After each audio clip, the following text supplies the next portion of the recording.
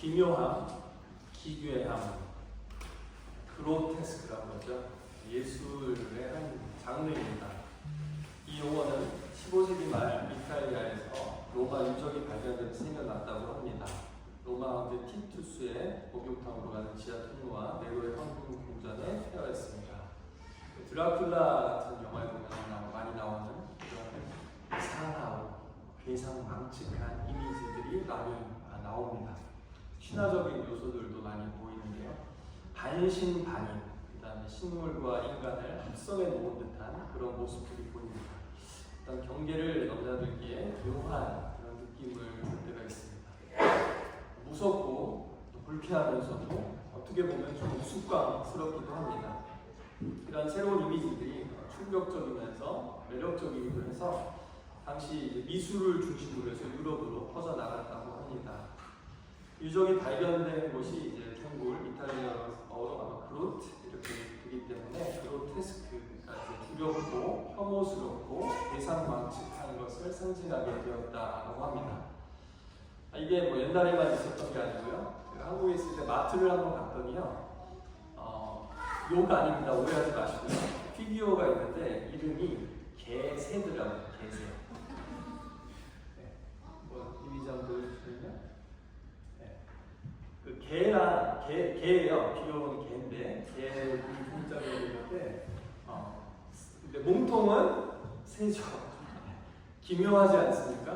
보는데 약간 이렇게 처음에 되게 좀 이상했어요. 소름이 돋았어요. 되게 귀여운데 뭔가 창조된 질서가 어지러지는 것 같은 그런 느낌도 들기도 했습니다. 또 괴물 뭐 이런 영화 보면요, 창조된 동물이 아니라 인간의 어떤 DNA의 변형이 일어나면 이런 기괴하고 혐오감을 일으키는 것들이 생기기도 합니다. 또 이 매력이 있나 봐요. 그 사람들이 돈 주고 사겠죠. 보니까 쟤는 시베리안 허세예요. 행견, 리트리 버드, 시바세, 굴세리어 이름이 이렇게 되어 있는데요. 그러니까 뭔가 매력이 있는데요. 반주류적이면서 민중적인 예술의 한 장르입니다. 사람들을 불편하게 하면서 기존의 틀을 깨는 거죠. 이 성경에는 이야말로 정말 그로테스크한 그런 장면들이 종종 나옵니다. 기묘한 장면들이 많이 나온다는 거예요. 성경에도. 성경 통독하시면 성경 도대체 이게 뭐죠? 왜 이런 기괴한 이야기가 성경에 있습니까? 라고 하는데 바로 오늘 본문이 대표적인 본문 중에 하나입니다. 여러분, 이게 예술을 볼 때뿐만 아니라 그래서 사람을 볼 때도 주의해야 합니다.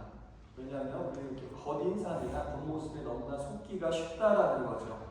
사람이 좀 괴팍해 보이거나 저도 예전에 친구들이 좀 이렇게 스킨헤드라든지 몸에 피어싱을 한 친구들이 있었어요. 교회에 가끔 데려갑니다. 좀 데려가면은 이렇게 인상을 찌푸리면서 혹은 되게 걱정스러운 눈빛으로 이렇게 보시는 경우들이 되게 많았어요.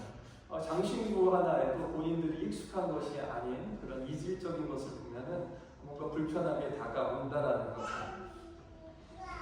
문제는 사람들도 겉모습만 보고 저 인간은 정상이 아니다 이렇게 보듯이 우리가 성경을 읽으면서도 이것은 정상이 아니다 이렇게 판단할 때가 있다라는 겁니다.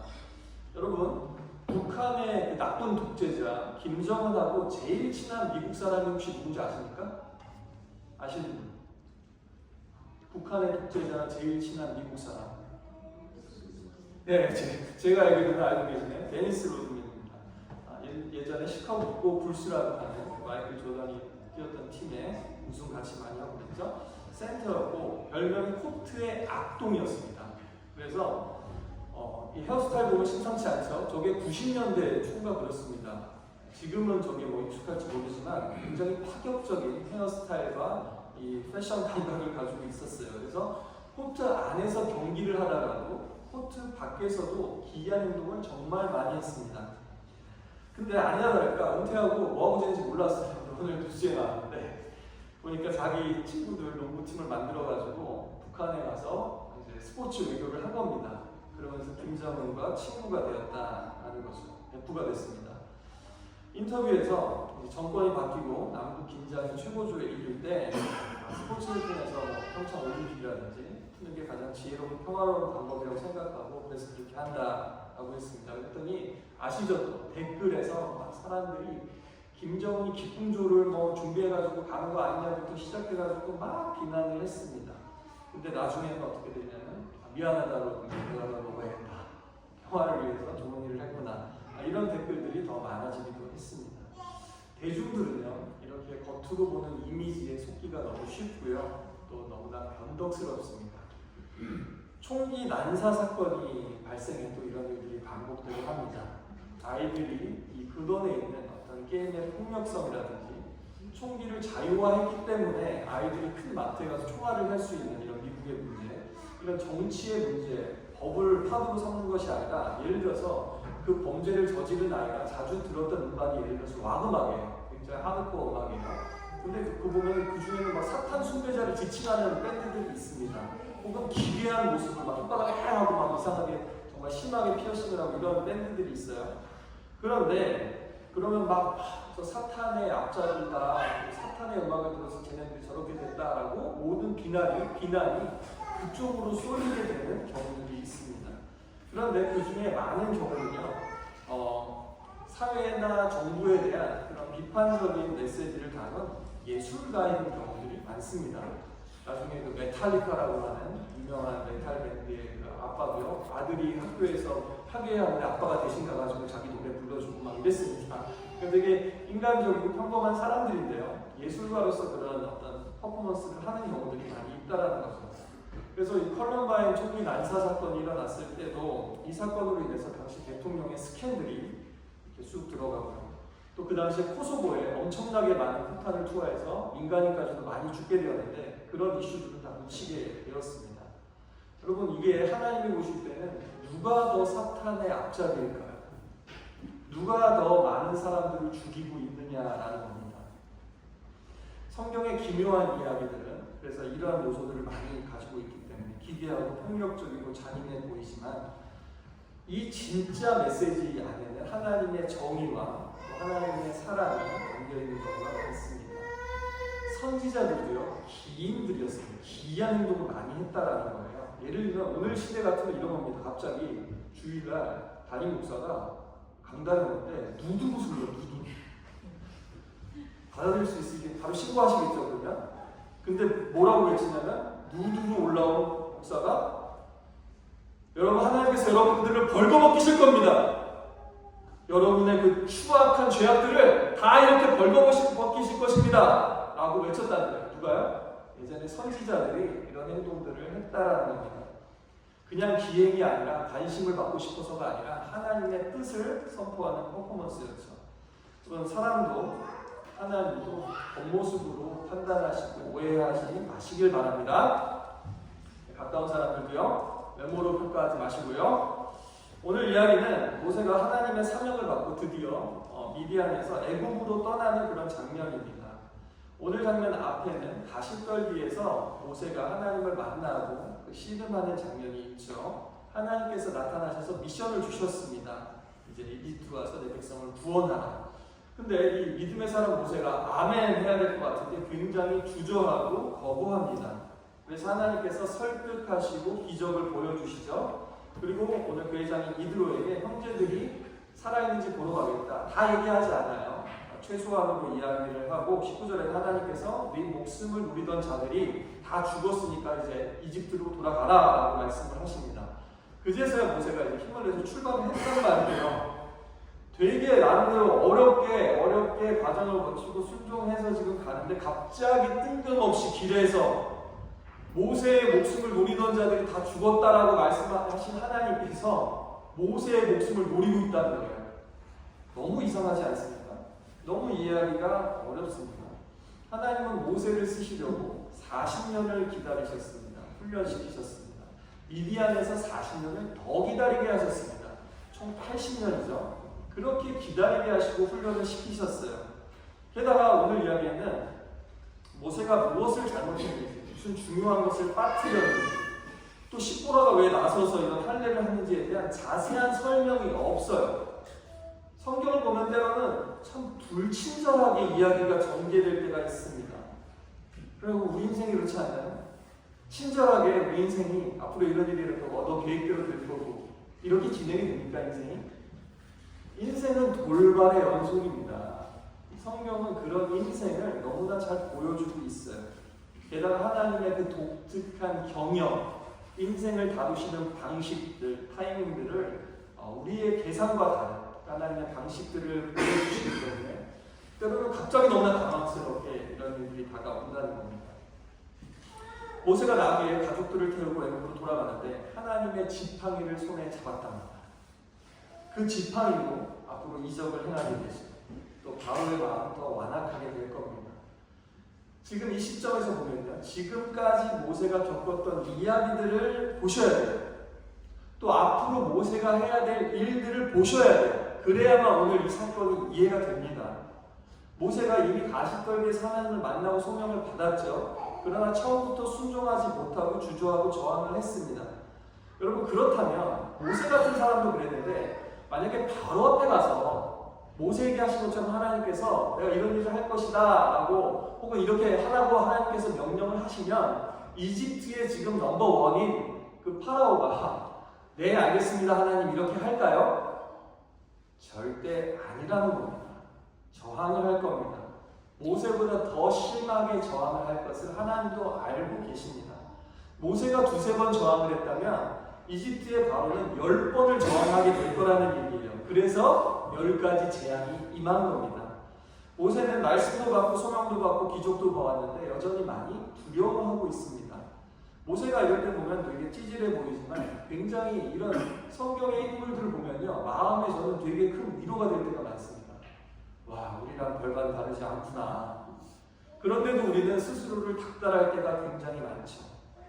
우리 스스로 정죄합니다. 너 그렇게 은혜 받았는데 또 이러기야? 우리 스스로 그렇게 화살을 돌릴 때가 있습니다. 자괴감이 듭니다. 성경을 보면 볼수록 그러나 위대한 인물들일수록 더 연약하고 더 두려워하고 더 하나님 앞에서 튕기기도 했었다는 것을 기억하시길 바랍니다. 그래서 여러분 스스로를 너무 닥달하지 마시고 한 걸음 한 걸음 그때그때 하나님이 주시는 메시지를 따라서 함께 걸으시면 되는 겁니다. 결국에 소망은요, 우리 힘에 능력이 있지 않다는 겁니다. 모세의 말발, 논리에 있지도 않다는 겁니다. 여러분, 이스라엘 사람들을 설득하는 것, 모세가 잘해서 된 게 아니에요. 파라오가 이스라엘 사람들을 내보내준 거, 모세가 뭔가를 해내서 그런 게 아니라는 겁니다. 그런데도 모세는 하나님을 대면했음에도 불구하고 지금 머릿속에 무슨 생각을 하겠습니까? 야, 이집트로 돌아가서 바로를 만나고 또 이스라엘 사람들을 만나서 뭐라고 하지? 뭐라고 설득하지? 말하면 그들이 들을까? 이스라엘 사람들에게 당신의 여호와가 나한테 나타났다 그러면은 그들이 받아들일까? 왜 당신한테, 미디안에 있는 왜 하필 당신한테, 왜 이집트 사람이었던 당신한테 이러지 않을까 이런 생각이 계속되지 않을까요? 그러나 이 사건 보십시오. 오늘 일어난 사건, 하나님께서 모세를 만나서 그를 죽이려 하십니다. 이 사건을 경험한 모세는 무슨 생각을 할까요? 잘하고 못하고 이스라엘 사람들을 설득하고 안 하고 바로가 보내주고 안 하고가 문제가 아니라 뭐예요? 내 생명이, 우리 가정이, 우리 인생이 하나님 손에 있구나 라는 것을 다시 각인하게 됐을 겁니다. 이 기괴한 사건은요, 오늘 일어나는 일말이 아니라 지금까지 모세에게 있었던 일, 그리고 앞으로 일어날 일들을 볼 때만 해석할 수 있습니다. 그래서 여러분도요, 지나간 일들, 특히 하나님하고 여러분의 관계를 잘 살펴보시면 지금의 의미, 지금 뭘 해야 될지 깨달을 때가 굉장히 많습니다. 혹은 어떤 것은 판단이 안 되잖아요. 조금은 고려하시면서 그 대신에 하나님 나중에는 이 사건조차, 이 기이한 사건조차 하나님이 모세에게 행하신 일처럼 굉장히 의미 있고 특별한 사건이 될 수 있도록 인도해 주십시오. 이렇게 기도하면서 나아가는 겁니다.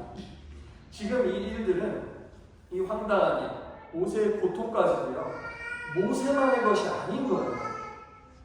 이 모세가 겪은 고통은 앞으로 모세가 해야 될 일, 그리고 앞으로 모세가 만나야 될 사람들과 연결되어 있습니다. 모세의 반응은 곧 앞으로 모세가 만날 사람들의 반응이기도 하다라는 거예요. 그리고 모세가 지금 겪고 있는 일들이, 겪어온 일들이 이스라엘 사람들도 곧 겪어야 될 일이고요. 이집트의 바로도 곧 겪어야 될 일이라는 겁니다. 실제로 시내산에서 모세가 하나님을 만났죠. 근데 좀 이따 어떻게 됩니까? 출애굽한 다음에 시내산에서 이제 이스라엘 사람들이 하나님을 만납니다. 모세가 먼저 경험했을 뿐입니다. 모세가 특별히 잘못이 있어서 이런 것을 겪은 게 아니라 앞으로 일어날 일에 대한 전조고 모세 자신이 앞으로 하나님의 일에 대한 상징인 거예요. 모든 그리스도인들은 바로 이런 사명을 받은 겁니다. 그 중에 하나가 뭐냐면요, 바로 장자의 죽음입니다. 22절에 보면요, 오늘도 보면 이제 할례를 하고 모세나 이제 게르솜 아들이 할례를 한단 말이에요. 근데 하나님께서 바로 뭐라고 말씀하시냐면요, 이거를 놓치시는 분들이 많아요. 22절에 하나님은 바로에게 가서 뭐라고 말하라고 하시냐면요, 이스라엘은 내 아들, 내 장자다. 그들이 나를 섬기게 보내라. 이렇게 전하라고 하십니다. 그리고 보세요. 지금 그렇게 말씀하셨죠. 근데 다시 미래로 가보면요, 애굽의 마지막 재앙이 무엇입니까? 애굽의 장자, 사람이나 가축이 다 죽게 되는 그런 재앙이었습니다. 하나님은 지금 이 시점에서 이미 출애굽의 끝을 바라보고 계시다라는 거죠. 그를 만나서 그를 죽이려 하시니라. 24절, 26절에 그를 놓아주시니라 할 때요, 사실 이 대명사가 분명하진 않아요. 근데 분명한 게 있어요. 그건 뭐냐면 지금 노중에서 모세와 모세의 자식들 모두가 다 할례를 받고 할례 문제를 끝냈다라는 겁니다. 할례의 피는 고통스럽게 흘리는 피 같지만 하나님과의 거룩한 관계를 지키고 보호하는 피입니다. 희생양도 그렇죠. 희생양이 무슨 죄입니까? 왜 어린 양을 굳이 잡아가지고 번제로 바치라고 합니까? 어떻게 보면 오늘날로 치면 짐승에 대한 폭력인데요.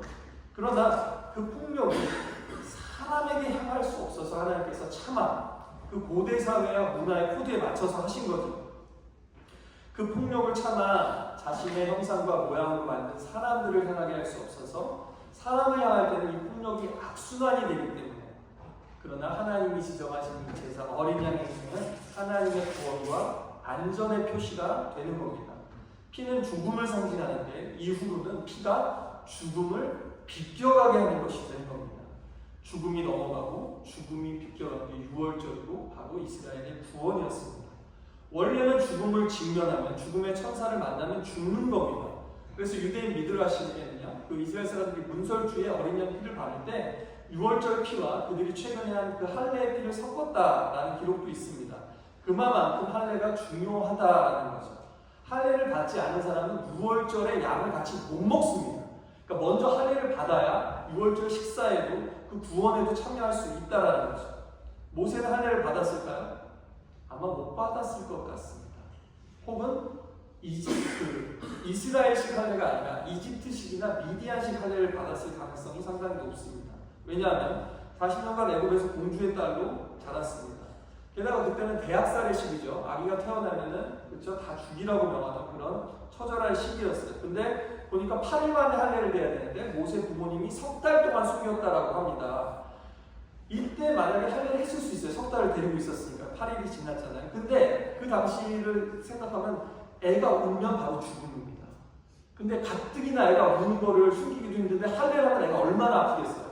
그러니까 아마도 조심스럽게 못했을 수도 있고요. 혹은 처음부터 애를 뭔가 어디 보내야 되겠다, 갈대상자에 그런 계획을 했다라면 아마 그때도 할례를 하지 않았을 가능성이 더 높죠. 발각되지 않기 위해서.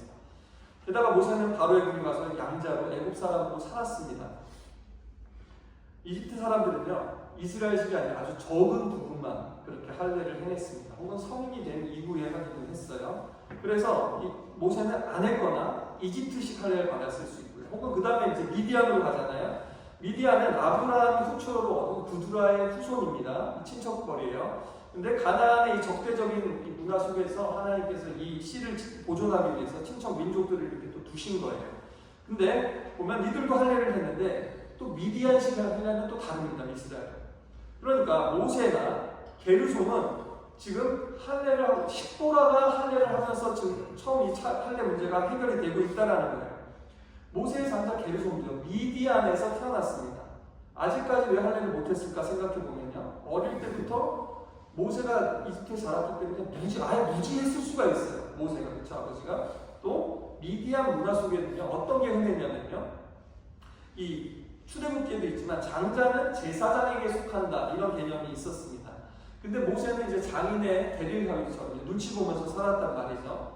또 옛날에 아이들 이제 절간에 보내는 게 관습이었던 시기가 있었던 것처럼 모세가 미디안 제사장과 이런 언약 관계 속에 들어가면서 장자는 이드로에게 그렇게 준다는 약속을 했을 수도 있습니다.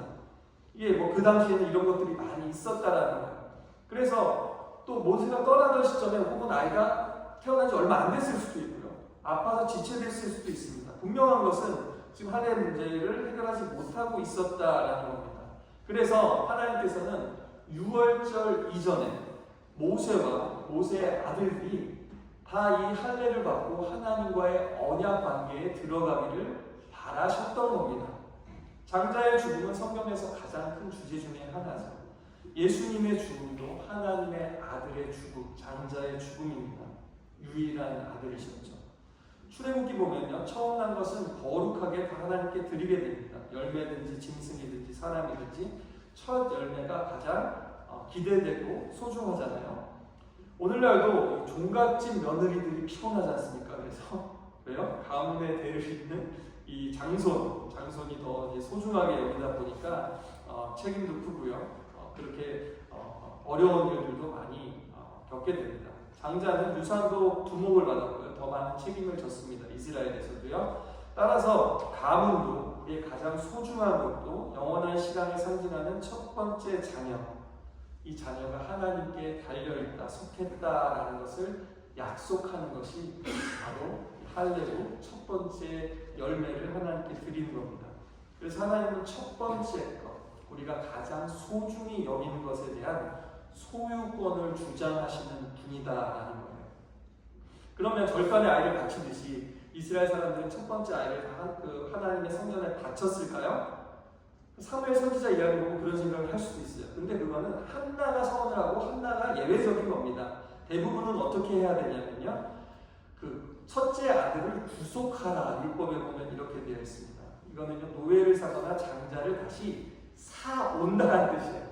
하나님께 바쳤는데 하나님 건데 이제 다시 우리가 뭔가를 이렇게 헌물을 드리든지 제물을 드리고 되찾아온다, 이제 우리 것으로 사온다라는 뜻이에요. 그래서 이렇게 어릴 때 그 구속을 한 다음에 다시 자기 집으로 데려다가 첫째 아이를 감사함으로 키우는 거죠. 하나님은 이렇게 아이를 뺏어가는 게 아니라 생명을 주신 하나님을 우리가 기억하고 감사하고 우리가 키우면서 하나님의 소유권을 늘 인정하면서 자녀의 기쁨을 누리라. 이것이 하나님의 의도인 것을, 대신에 그 감사함, 그 주권을 잊지 말라는 겁니다. 개념은 확실히 하라는 거예요. 여러분, 이게 중요합니다. 하나님하고도요, 사람들하고도요, 개념이 바로서는 돼요. 개념이. 원래 이 아이는, 이 생명은 내가 낳았지만 내 것이 아니다. 생명은 하나님께 속한 것이다. 이것은 하나님이 주신 최고의 선물이다. 그래서 우리의 가정도, 대대로 이어지는 우리 가정의 이야기도 하나님이 허락하신 것이다. 이게 바로 가장 분명한 개념이 있다라는 겁니다. 이런 하나님의 마음을 여러분이 헤아리셔야 돼요. 사랑하기 위해서는요, 서로의 마음을 헤아려야 됩니다. 그리고 또 마음을 얻어야 됩니다. 이게 중요한 거예요. 근데 기본적으로 여러분, 신뢰 관계가 있으면요, 이게 별로 크게 문제가 안 돼요. 그렇지 않습니까? 서로 마음 깊이 서로를 위한다는 생각이 있으면 어지간한 실수는, 잘못은 넘어갈 수 있습니다. 용납할 수 있습니다. 그렇지 않나요? 네, 그렇습니다. 그런데 문제는 어디서 생기냐면요,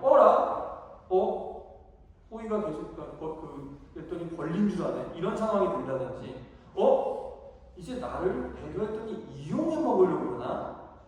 혹은 그래도 나를 최고로 여기는 줄 알았는데 나 말고 다른 사람이 생겼나?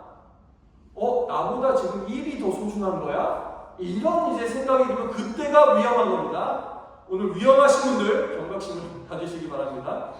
그래서 하나님도 확실히 하시는 거예요. 우선순위를. 장자가 부모에 대해서 책임을 더 가지듯이 수많은 민족 가운데 이스라엘이 하나님을 섬기는 일에 더 큰 역할을 맡는 겁니다. 이제 모세가 죽을 것 같은 상황이 된 거예요. 이때 두둥, 아내 십보라가 나서게 됩니다. 돌칼을 가져다가 아들의 코피를 베고 할례를 합니다. 그의 발에다가 가져다 대면서 당신은 내게 참으로 피남편입니다 라고 고백합니다. 이 단어도 남편, 아들, 사위 다 여러 가지 의미가 되는데 할례를 한 다음에 하는 말이에요. 이 가정에 할례받지 못한 사람이 있었는데 십보라가 나서서 해결하게 됩니다. 하루는요, 저 어릴 때 생생하게 기억하는 일 중에 하나가요. 하루는 저희 형이 굉장히 어릴 때인데 소변을 보는데 하얀 소변이 나와요. 피가 묻어 나와요. 피가 섞여 나오는 정말 육안으로 보기에도 빨간 피가 소변이 나오면서 깜짝 놀랐습니다. 병원에 갔는데 이유를 알 수가 없었습니다. 나중에 보니까 제가 찾아보니까 요로감염이나 결석이나 급성 신장염, 충령에 의한 예상이 그럴 수가 있대요. 일시적으로 그럴 수도 있대요. 근데 너무 막 시뻘게 나오니까 너무 놀랬죠. 근데 이제 병원에서 그 당시에 원인을 알고 요로 결석입니다. 이러면 괜찮잖아요. 그러면 뭐 치료를 받고 원인을 아니까 괜찮은데 문제는 병원에서도 원인을 잘 모르겠다는 거예요. 근데 그때 저희 아버님께서 형을 이제 데리고서 뭐 병원이었는지 집이었는지 모르겠어요. 근데 옥상으로 올라가셔가지고 기도를 하셨어요. 나중에 알고 보니까 무슨 일인지는 몰라요. 근데 아버님께서 말씀하시기를 내가 하나님 앞에 범죄했다. 그 사건을 보면서 그냥 순간적으로 깨달으셨대요. 그래서 통곡하면서 잘못했습니다. 이 아이를 살려주십시오. 했더니 진짜 피소변이 멈췄어요. 그 이후로. 다시는 그런 증상이 나온 적이 없습니다. 그 이후에도 한번 뭐 합병증이 걸려 죽을 뻔한 적이 있어요. 근데 이제 기도해서 정말 살아났습니다.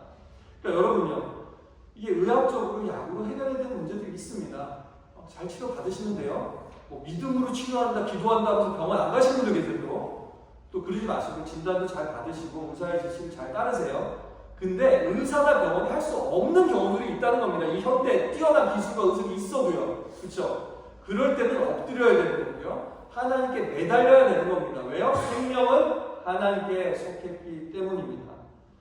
지금 만약에 이 사건을 오늘날 일어나는 일들로 보면요. 갑자기 이사를 가는데 뭐 풍토병이 왔다든지 혈관이 막혔다든지 발작이나 뭐 마비, 열병일 수 있어요. 저도 경험했고 우리 보면 성도님들 중에도 이런 일들을 최근에도 경험하신 분들이 있잖아요. 모세는 지금 그래서 쓰러진 거예요. 꼼짝달싹 못하는데 지금 거대한 포로를 안고 이집트로 가는데 뭐 염려도 많을 수 있죠. 근데 쓰러진 거죠. 그때 순식간에 믿음의 십보라가 민감하게 반응한 겁니다. 뭔가 하나님 앞에 해결되지 않은 문제가 있나 보다. 이것은 할례 문제일 수도 있겠다라고 처리한 겁니다. 그랬더니 희한하게도 모세의 의식이 다시 돌아온 거예요. 중요한 것은 그때나 지금이나 의술이나 뭐 약이 아니라 하나님과의 관계에서 풀었다라는 겁니다. 이 25절에 보면 갖다 대었다라는 표현이요. 터치를 말해요. 강렬한 터치인데요. 야곱이 천사와 씨름할 때 이 표현이 나옵니다. 천사가 야곱의 환도뼈를 쳤다라고 할 때 그게 강한 터치를 얘기하는 거예요. 환도뼈를 치니까 하나님이 어떻게 됩니까? 환도뼈는 부러졌지만 절뚝거리는 삶을 이루고 살았지만 야곱은 그 이전보다 완전히 거룩한 삶을 살게 되고 이스라엘의 정체성을 가지고 살아가게 됩니다. 출애굽할 때 어린 양의 피를 문설주에 바르며 동일한 터치라는 표현을 쓰는 거예요. 피로 문을 터치하라는 거죠. 하나님의 터치가 닿는 게 중요하다는 겁니다. 할례는 피를 흘려야 되고요. 그건 죄송합니다만 여성은 해살의 고통, 남성들은 할례의 고통입니다. 맞죠? 무슨 아시죠? 예, 고통스럽습니다. 고통스럽거든요. 이게 몸에 그러면서 새기는 거예요. 신앙생활은 그래서 몸으로 하는 거라고 했습니다. 몸에 하나님의 언약의 흔적을 가지는 것. 하나님이 나를 구원하신 것을 내가 머리로만 아는 게 아니에요. 내 몸으로, 내 온몸으로, 내 인생으로 느끼는 사람이요. 끝까지 배신하지 않고 이 땅에서 또 하나님이 주신 일들을 행하고 누리면서 살아갈 수 있는 줄 믿습니다. 우리 몸에 하나님의 흔적을 다 가지시는 여러분들 되시기 바랍니다. 오늘 모세는 아무것도 할 수 없었어요. 성경을 보면요. 믿음의 여인들이 참 많습니다. 결정적인 순간에 남자들이 아무것도 하지 못할 때 믿음의 여인들이 나섭니다. 진정한 돕는 배필이라는 의미가 그런 겁니다. 뭐 이제 부모님, 우리 전도하시는 귀한 우리 성도님도 계십니다. 이 가정이 참 소중한데요. 가정과 교회는요, 분명 공동체입니다. 이 가정과 공동체 안에 이런 문제들이 계속해서 해결이 되어야 된다는 거죠. 할례 문제, 신앙 문제, 하나님과의 문제를 처리할 수 있는 사람이 바로 오늘 십보로와 같은 여인이고 또한 성도들입니다. 반대되는 예가 많이 또 있죠. 아비가일과 나발이라는 사람이 바로 이야기 보면 나발이라는 뜻이지 바보 멍충이라는 뜻인데요. 아비가일은 이거 다윗은 하나님의 사람이다 알아봤어요. 그래서 이렇게 하면 안 되겠다 하는데 나발은 끝까지 자존심 부리고 고집 부리다가 죽습니다. 아비가일은 나중에 다윗의 아내가 되게 되죠. 또 지난번에도 우리가 여호수아 때도 보고 아나니아 삽비라처럼 돈은 많았을지 모르지만 부부가 서로 생명으로 구원으로 인도해도 시원치 않은데 서로를 죽음의 길로 몰아가는 커플이 되는 거예요. 여러분 살다 보면 또 안타까운 경우가 있어요. 한 명이라도 정신을 차리고 같이 사는데 같이 그냥 세상적인 가치에 그냥 휘둘리면요 같이 망하는 겁니다. 여러분 아내가 어떻게 해서든지 남편을 살리려고 하고 또 남편이 끝까지 그럴 때 서로 고집 부리지 마시기 바랍니다. 고집만 안 부리셔도 되고요. 또 오늘 여기 일들도 있잖아요. 못 이기는 척 하시면서 나오시다가 은혜 받고 변화되는 거예요. 그렇죠? 따라해볼까요? 못 이기는 척이라도 같이 갑시다. 그게 중요해요. 그게 마음에 열려 있으신 거잖아요. 그럴 때 하나님의 또 말씀이 떨어지고요. 열매를 맺게 됩니다. 여러분 그래서요. 가족을 살릴 수 있는 구원하는 사람이 제일 아름답고 멋있는 사람이라고 성경은 말합니다.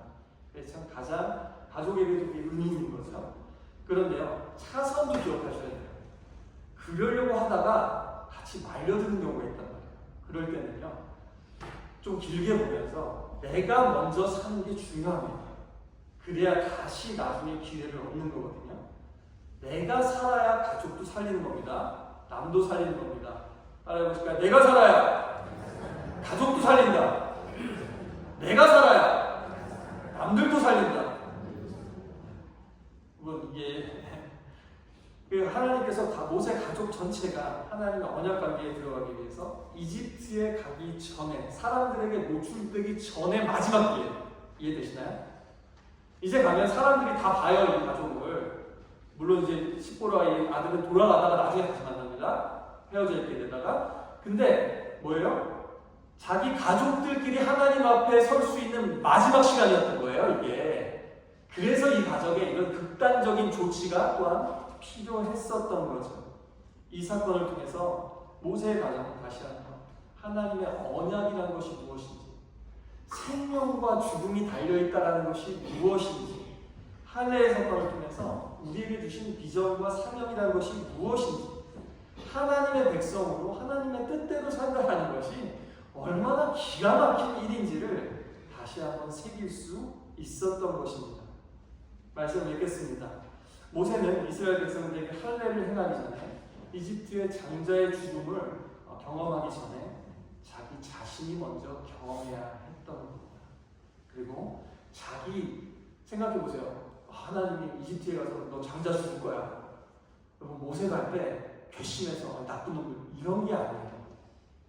모세가요 자기 아들이 죽는 게 어떤 거라는 것을 이미 여기서 경험하는 겁니다. 그 안타까운 마음을 가지고 왜 이러다 다 죽어. 왜 그 오징어 게임 테스트처럼 이러다 다 죽어. 빨리 하나님의 장자를 보내달라고. 그래야 너희들이 사는 거야. 그래야 네가 왕도로 타면서 이집트가 살아남을 수 있어라고 그런 마음으로 전하게 되는 겁니다. 하나님의 사람은요 내가 먼저 하나님을 경험하고 또 우리 가정 안에 이런 하나님의 터치의 흔적을 가져야만 하는 겁니다. 우리 모든 그리스도인들은 이런 기괴해 보이는 일이라도 하나님을 신뢰하면서 이것이 우리에게 하나님의 특별한 말씀과 사건이 되기를 기도해야 될 것입니다. 저도 목회자로서 이런 책임감이 있습니다. 제가 여러분 말씀을 전하는데 제가 만약에 제 스스로 하나님 앞에서 그렇게 살지 못한다면 제가 얼마나 불편하고 괴롭겠습니까? 제가 양심에 화인 맞지 않은 이상. 안 그렇습니까?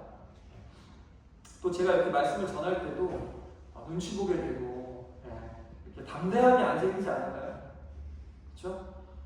또 저도 혼자 있을 때 너나 잘해라, 너나 잘해 이런 말이 계속 제 머릿속에 메아리 쓰다고 한번 생각해 보십시오. 어떻게 생각을 하겠습니까? 또 그리스도인은 여러분 목사만 그런 게 아니다라는 겁니다. 여러분도 믿음으로 기독교로 살려면 다 그러셔야 된다라는 거죠. 그렇죠? 그럴 때 우리를 통해서 하나님의 말씀이 복음이 흘러가게 될 줄 믿습니다. 뭐라고요? 이스라엘이 문제가 아니고 이집트의 바로가 문제가 아니고 내가 문제다.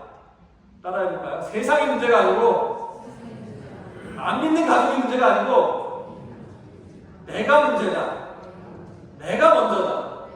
내가 하나님을 진하게 만나고 말씀으로 채우고 기도해서 응답받고 확신을 가지고 할 말이 많아지고 하나님에 대해서 이게 첫 번째입니다.